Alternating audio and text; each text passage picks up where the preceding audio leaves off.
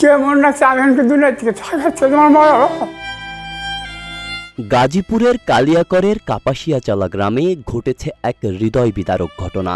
৮৩ বছরের বৃদ্ধ পিতা মকবুল হোসেন ব্যাপারী, যিনি জীবনের শেষ প্রান্তে শান্তি খুঁজছিলেন, তাকেই আজ আশ্রয় নিতে হয়েছে মেয়ের বাড়িতে। কারণ জমি লিখে না দেওয়ায় তাকে নির্মমভাবে পিটিয়ে বাড়ি থেকে বের করে দিয়েছে তারই ঔরসজাত ২ সন্তান হেলাল উদ্দিন ও মুজিবর।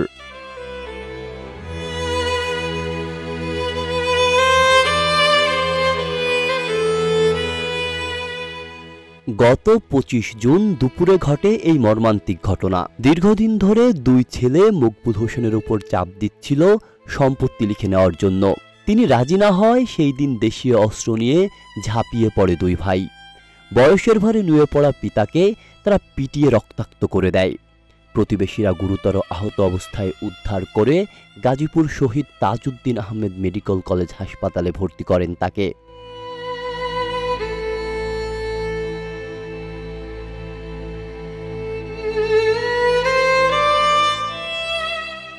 চিকিৎসা শেষে বর্তমানে মেয়ের আশ্রয়ে আছেন তিনি। মেয়েরা চোখের জল মুছতে মুছতে জানিয়েছেন, এর আগেও একাধিকবার বাবাকে নির্যাতন করেছে এই ২ ভাই। থানায় অভিযোগ জানিয়েও পাননি কোনো সাড়া। ছোট ছোট নাতিরাও ভয়ে কাঁপে যখন দেখে তাদের নানাকে গলায় চাপ দিয়ে মারা হচ্ছে।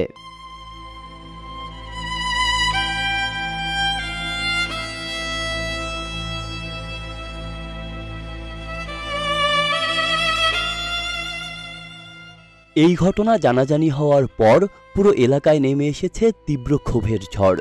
স্থানীয়রা দোষী ২ ছেলের দৃষ্টান্তমূলক শাস্তির দাবি করেছেন। প্রশাসনের প্রতি জোর দাবি, বৃদ্ধ এই পিতার জন্য যেন দ্রুত বিচার ও সুরক্ষার ব্যবস্থা করা হয়।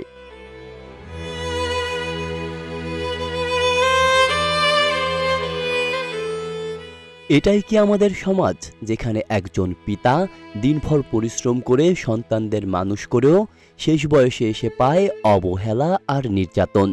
এমন নিষ্ঠুরতা আর যেন না ঘটে।